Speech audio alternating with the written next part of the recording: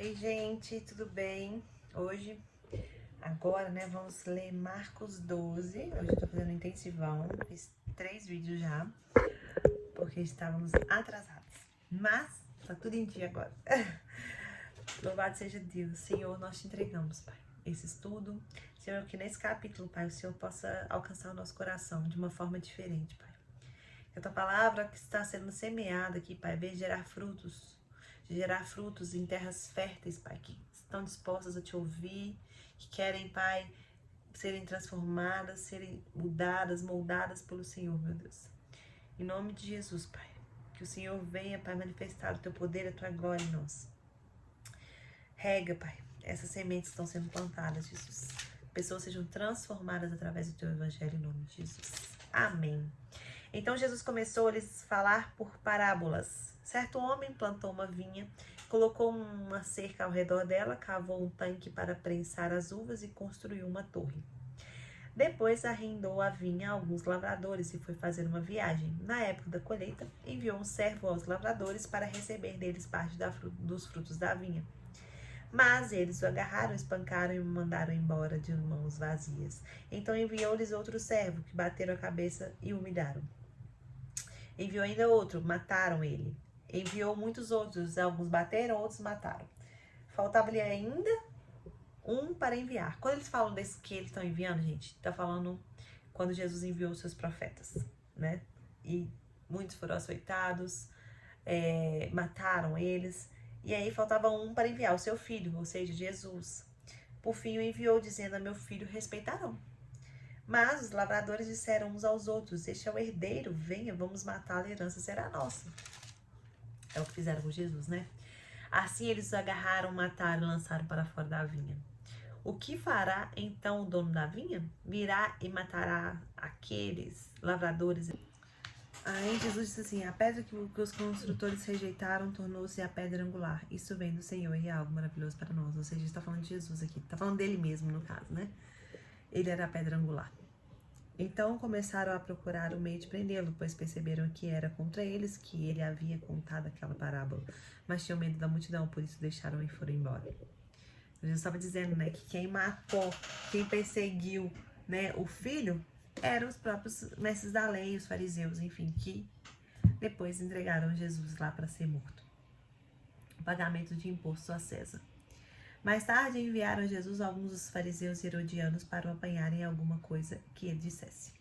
Estes se aproximaram dele e disseram: mestre, sabemos que és íntegro e que não te deixas influenciar por ninguém. Ou seja, puxando o saco de Jesus aqui, né, gente? Porque não te prendes à aparência dos homens, mas ensinas o caminho de Deus conforme a verdade. Isso eles estavam certo também. É certo pagar imposto a César ou não? Devemos pagar ou não? Mas Jesus, percebendo a hipocrisia deles, perguntou: por que vocês estão me pondo à prova? Porque tragam-me um denário para que eu o veja. Eles lhe trouxeram a moeda e ele lhes perguntou: de quem é essa imagem e essas inscrições? Eles disseram assim: de César. Jesus então disse: deem a César o que é de César e a Deus o que é de Deus. E ficaram admirados com eles. Jesus foi bem pontual na resposta, né? Então, ou seja, eles não conseguiram novamente pegar Jesus na contradição. Porque imagina se Jesus falasse que não era correto pagar o imposto, a briga que ele ia arrumar com esse pessoal, porque aí ele ia arrumar uma briga com o Império Romano, né? Que fala que não era para pagar imposto. Então Jesus, ele nos ensinou no sentido que nós somos homens e mulheres, gente, que vivem na terra, mas a nossa casa é no céu. Ou seja, nós somos corpo, alma e espírito. Mas, enquanto corpo aqui nessa terra, nós temos que cumprir as leis dessa terra, né? Então ele falou: paga a César o que é de César. Agora 18 diz assim: depois dos saduceus que dizem que não há ressurreição, aproximaram-se dele com a seguinte questão, mais uma vez querendo pegar Jesus: mestre, Moisés nos deixou escrito que se um homem morrer e deixar sua mulher e seus filhos, seu irmão deverá casar-se com a viúva e ter filhos. Aí eles falaram assim: aí, vamos pôr que ela casou com um irmão, morreu. Aí casou com outro, morreu. Casou com outro, morreu. Casou com outro, morreu. Chegar lá no céu, com quem ela vai ser casada se ela casou com todos, né? Aí Jesus respondeu assim: vocês estão enganados, pois não conhecem as Escrituras nem o poder de Deus. Eles não criam em Deus, né? Eles criam na ressurreição. Na verdade, eles não criam na ressurreição. Eles criam em morte, em vida depois da morte, né? Então, eles queriam pegar Jesus. Jesus falou: vocês não conhecem nada da palavra. Quando os mortos ressuscitam, não se casam nem são nodados em casamentos, mas são como os anjos do céu. Né? Então aqui Jesus está dizendo o seguinte: não tem esse negócio de reencarnação, que você vai casar de novo, você vai entrar em outro corpo, vai ser outra pessoa. Não. Morreu, vai para a eternidade, você vai ser como um anjo no céu. E quanto à ressurreição dos mortos, vocês não leram no livro de Moisés, no relato da sarça, como Deus lhe disse? Eu sou o Deus de Abraão, o Deus de Isaac e o Deus de Jacó. Ele não é Deus de mortos, mas de vivos. Vocês estão muito enganados. Então Jesus acabou com os argumentos deles aqui na hora. E continuando no 28, diz assim: um dos mestres da lei aproximou-se e os ouviu discutindo. Notando que Jesus lhe dera uma boa resposta, perguntou: de todos os mandamentos, qual o mais importante? Jesus respondeu assim, ó: o mais importante é este: ouça, ó Israel, o Senhor, o seu Deus, o Senhor é o único Senhor.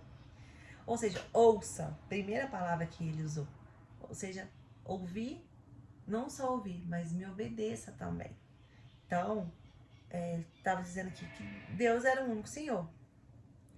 Ame o Senhor, o seu Deus, de todo o seu coração, de toda a sua alma, de todo o seu entendimento e de todas as suas forças.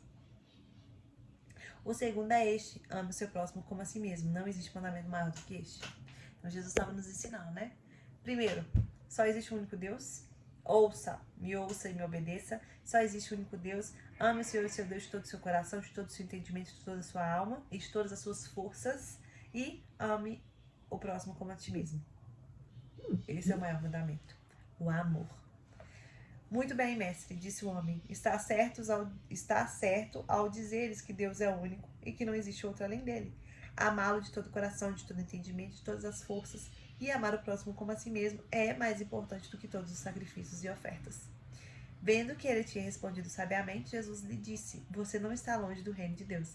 Daí por diante, ninguém mais ousava lhe fazer perguntas. Porque todos os argumentos que eles tentavam contra Jesus falhavam, né? E o amor é mais importante que o sacrifício e a oferta. O amor é mais importante que qualquer outro mandamento. Porque se você ama, primeiro você ama o Senhor acima de qualquer outro Deus, não tem outro Deus além dele, é o único Deus. Primeiro, você já obedece os mandamentos dele. Você se submete a ele, você não desobedece. Se você amar o seu próximo como a si mesmo, você não vai trair, você não vai furtar, você não vai mentir. Então é simples, o amor, ele é o resumo de todos os mandamentos mesmo, porque é o princípio, porque a partir dele, se você cumprir esse, você cumpre todos os outros. Agora no 35 diz assim: ensinando no templo, Jesus perguntou: como os mestres da lei dizem que o Cristo é filho de Davi? O próprio Davi, falando pelo Espírito Santo, disse: o Senhor disse ao meu Senhor: senta-te à minha direita até que eu ponha os teus inimigos debaixo de seus pés. O próprio Davi o chama de Senhor. Como pode então ser ele seu filho? Né? Porque Jesus ele veio da linhagem de Davi. E a grande multidão o ouvia com prazer. Ao ensinar, Jesus dizia: cuidado com os mestres da lei. Eles fazem questão de andar com as roupas especiais, de receber saudações nas praças, de ocupar lugares mais importantes nas sinagogas e os lugares de honra nos banquetes. Eles devoram as casas das viúvas e, para disfarçar, fazem longas orações. Esses receberão condenação mais severas. Aqui Jesus estava falando, né? Porque Davi, ele já falava que Jesus era o Senhor dele, mas Jesus é da linhagem de Davi. Mas por quê? Como que ele falava que Jesus era filho dele? Como que Jesus era filho dele e era Senhor dele? Porque, gente, Deus é Deus Pai, Deus Filho, Deus Espírito. Jesus já estava desde o princípio, né? Jesus já estava lá, ele era o verbo, né? Então, lá no Gênesis, Jesus já estava. Por isso que Davi fala que ele era o seu Senhor, apesar de Jesus ser da linhagem de Davi, para cumprir a palavra, toda a palavra. No 41, da oferta da viúva, Jesus sentou-se em frente do lugar onde eram colocadas as contribuições e observava a multidão colocando dinheiro nas caixas de ofertas. Muitos ricos lançavam ali grandes quantias. Então uma viúva pobre chegou-se e colocou 2 pequeninas moedas de cobre de muito pouco valor. Chamando assim os seus discípulos, Jesus declarou: afirmo-lhes que essa viúva pobre colocou na caixa de ofertas mais do que todos os outros. Todos deram o que lhes sobrava, mas ela, de sua pobreza, deu tudo que possuía. Então Jesus está dizendo que a questão de oferta, gente, não tem a ver com a quantidade que você dá, tem a ver com o seu sacrifício, né? Porque para muitos, 10 reais não é nada. Para uma pessoa que não tem dinheiro nenhum, 10 reais é tudo, né? Então o que Jesus estava dizendo mais importa é o coração, porque ela se entregou tudo que ela tinha. Então, quantos de nós, né, às vezes estamos segurando e dá só o que sobra para Deus? E sendo que a gente tem tanto, né? Essa mulher se sacrificou de verdade.